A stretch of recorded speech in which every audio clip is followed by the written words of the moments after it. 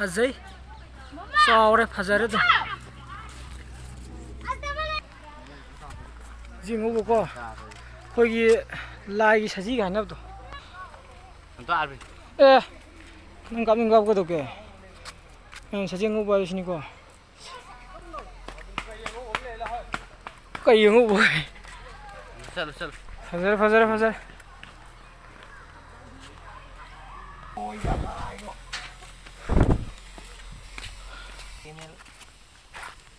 ये क्या है कौन का तार है ना बोले तो ले